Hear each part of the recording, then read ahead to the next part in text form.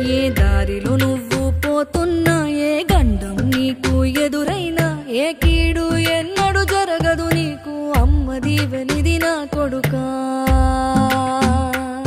ఈ దిక్కులు నీతో కదిలేను, ఆ చుక్కలి దిష్టి తీసేను, ఏ గాలి ధూళి సోకదు నిన్ను, అమ్మ దీవెనిది నా కొడుకా.